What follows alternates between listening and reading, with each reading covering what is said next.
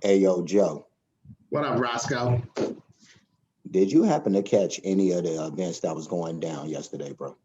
Yeah, I saw it. I saw it. I got a question for you. Are you okay with any of those things at all? Am I okay? Um, yeah, actually, I'm OKKK with the events of yesterday. Bruh, I really think we should go really hard in on this topic, excuse me. Yeah, I agree. Let's get them.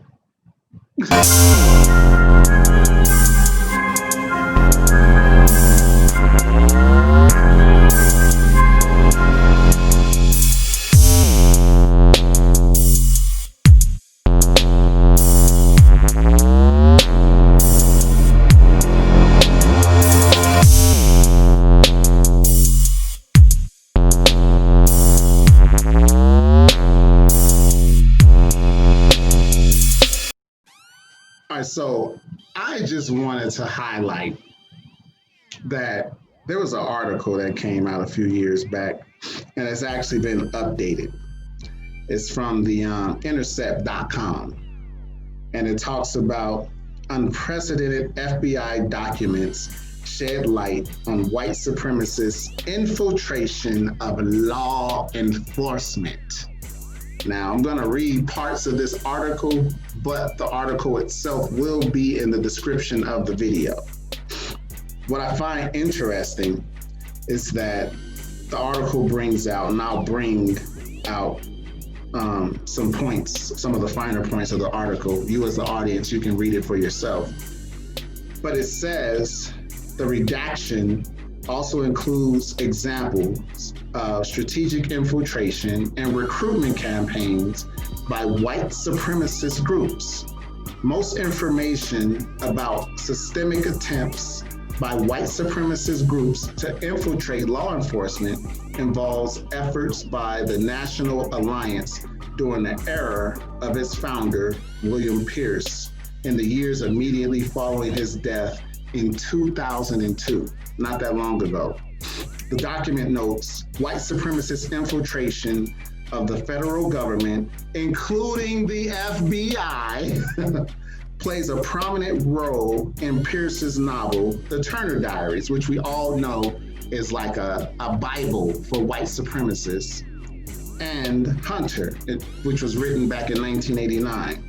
Both are widely read works that are sometimes interpreted as practical guidance within the white supremacist circle. Reading this, Roscoe, I'm wondering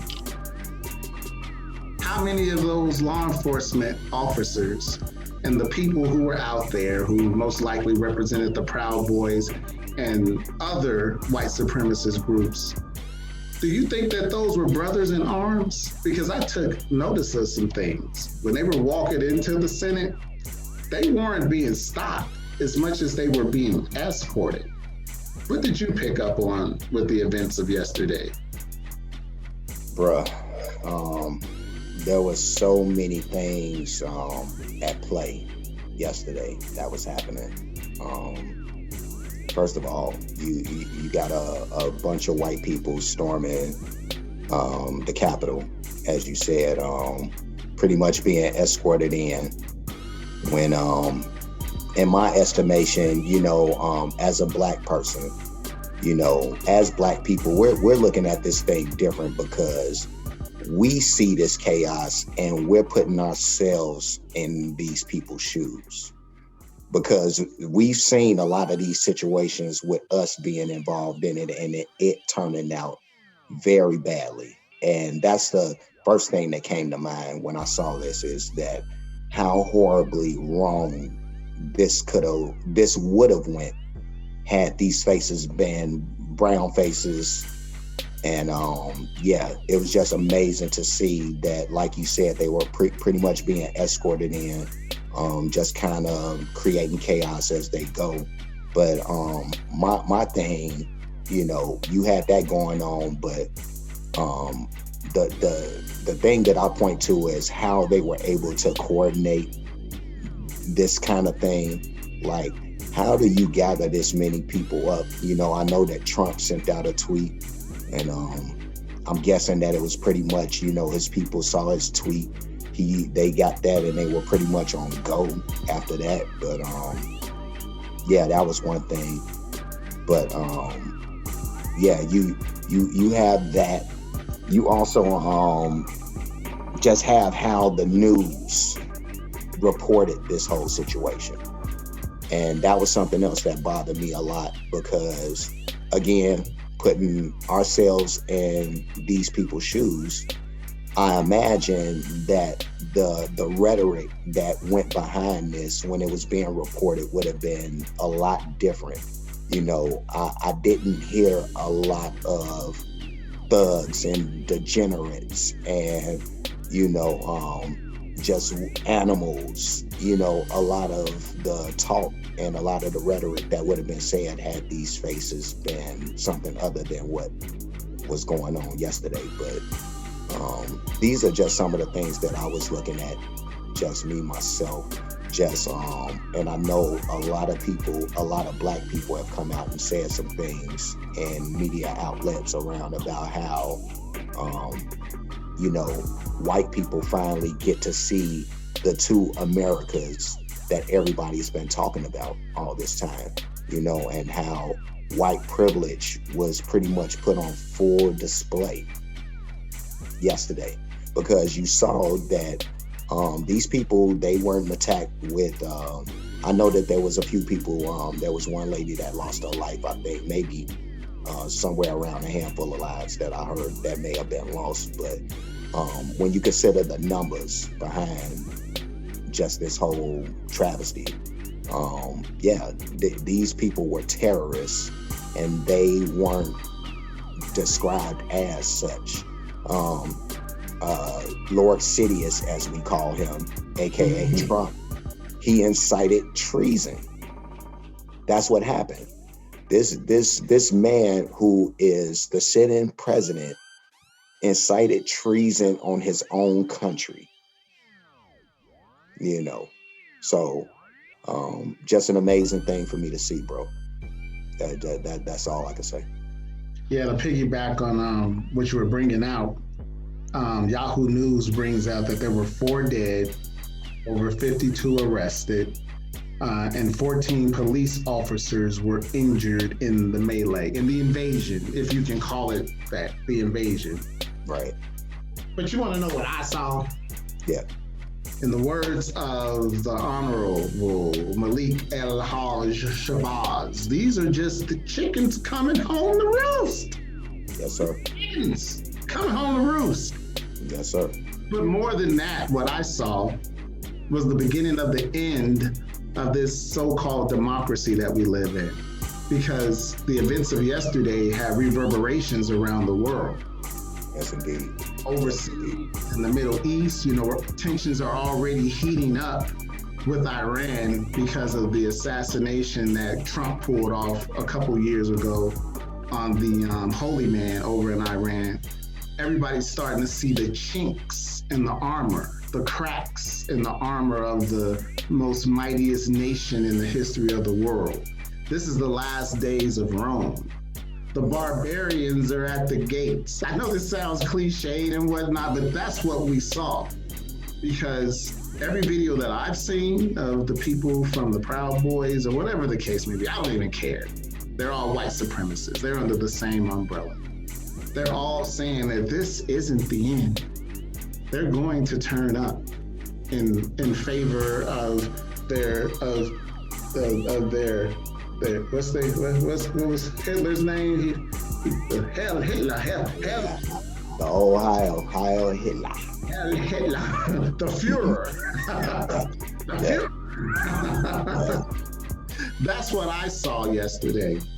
But more than anything, I look at it like this. They were softballing those people. There's a picture online from a Black Lives Matter protest. Same place, but the National Guard was in full uniform, ready to crack the skull of any BLM member that would have even attempted to tie their shoes on those Senate steps. And Yeah. what you saw yesterday, just in association with that article that I was reading from, those were the friends of those law enforcement officers. Like, hey, John, I saw you at the meeting last week. Come on in, buddy. They were being escorted into the Senate. That was Yeah. nothing more than an open invitation to come in and cause havoc. Will there be consequences? Yeah, there'll be some, but not as many as there should be. What else did you take notice of yesterday, Roscoe? No, I mean, everything you went over and I went over already. But just to kind of piggyback off of something you said already, and how just the infiltration of these different groups into the police and what have you. Mind you, a lot of like the police system was built off of, it goes back to slavery and, the overseers, and the overseer, as Karis One would put it, the overseer just turned into the officer. That's all that happened. And yeah, that infiltration is something that it isn't even really an infiltration.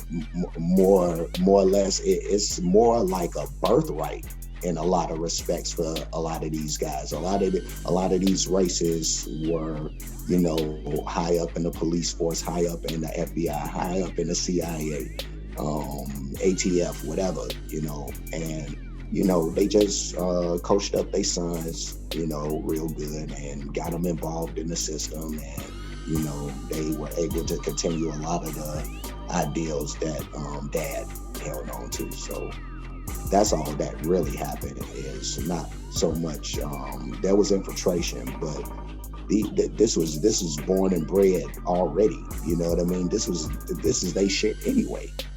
You know what I mean? So they built a lot. This system is built against us. You know what I mean? This is the playing field has not ever been leveled and won't be leveled ever until the laws are rewritten, which probably won't happen. And really, God is going to come before that happens. An act of God.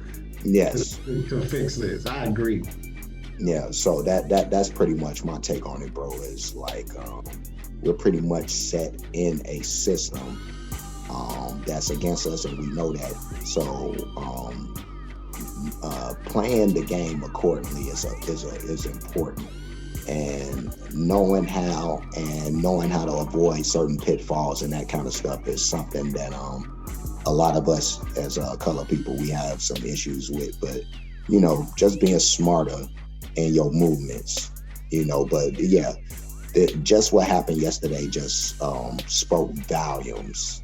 It says so much to me. But yeah, our people were watching this, and what I got to say at the end of this is that we are now very curious as to what's going to be what's going to happen to Trump and these people when it's all said and done. I know that there was some arrests, like you said, but these people were, like I said, they were treasonous against the country, so there has to be some real repercussions that come from this when it's all said and done. Trump inciting this, when it's I heard something about a 25th Amendment that could kind of guard him, in some sense from any kind of repercussions, himself, just for inciting this, because you can actually incite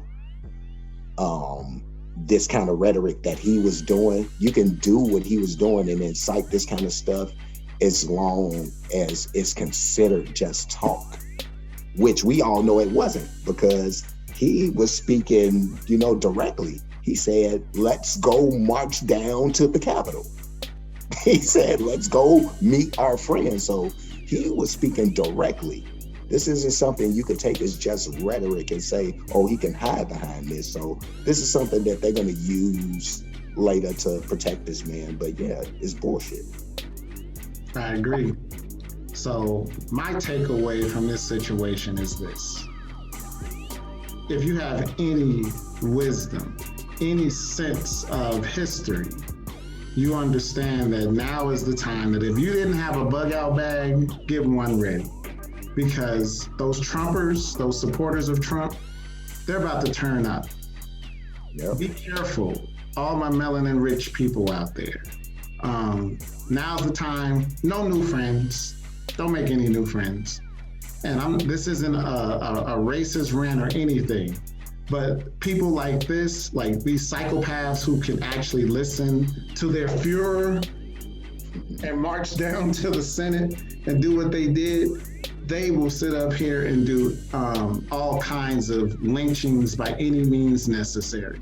That was only the beginning. That was just them showing a small bit of their force. I know this past, I think it was November, I was driving through the city and there were Trumpers everywhere with their flags out in forces on the highway, on the streets, miles and miles of them.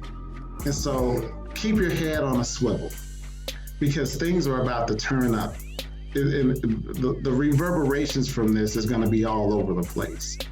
The world is watching us, but we need to be watching each other's back. That's all I can really say. That's my takeaway from this, because I understand warfare, and the way warfare works is you like they say, Sun Tzu says, keep your friends close, but your enemies closer. Did Sun Tzu say that? Yeah. Yeah. You keep your friends close, but your enemies closer. Beware of any new friends trying to sit up here and come into your circle and trying to entice you with pretty words. Oh, you're so beautiful, Shaniqua. Let me put my fingers through your hair. Oh, Tyrone, right. I've always loved that dark skin. You may just be talking to somebody from the Proud Boys or Antifa. I'm just saying. Yeah. No, Confucius say, Robert Greene, one of them niggas said it. But yeah, no, everything you said was real, man. Everything you said was real. Okay, man. All I gotta say is that this dude Trump, he just refuses to leave without a fight. If it's one thing I could say about this dude, is this dude has got the biggest set of balls. You could love him, hate him, whatever. But this dude, he just ain't going out like that. But this dude just gotta be the worst kind of sore loser, dude. You know what I mean? This dude, you know who he is? This dude is the kid that can't play ball with you no more. So yeah, no, I can't play ball. I'm taking my ball and I'm going home. That's who this guy is. You know what I mean? He's the take his ball and go home. So this is kind of what that was. He couldn't accept defeat. So I'm gonna take my ball and go home. Yeah, he's the kid that you mush in the face on the playground. Like, get out of here. But I know he was wrong, because I know that he knows he was wrong. I've never seen Trump behind bulletproof glass before. He was anticipating somebody coming for his head. That's because he knew what he was doing was wrong. And I guess the sad part about all this is that it opens the door for so much more hatred. So much more hatred. We're gonna see things get really bad. And I don't want to harp on it. All I can say is be prepared. In the words of Scar from The Lion King, be prepared. Yes, sir. Before we end, I just want to give a shout out to my man Trillville Trey and his wife Ebony, the Allens. I want to say what's up to y'all. They are welcoming in a new baby boy, so we got to say what's up to our latest warhead that we're welcoming into the earth. True to hear Allen, we got to say what's up to you. Give you a warhead shout out. Throw up the W for him. But just got to welcome and send a shout out to my people. Y'all be good parents like y'all been, and do what y'all do, and We love y'all over here, man. Warheads, man. Warheads.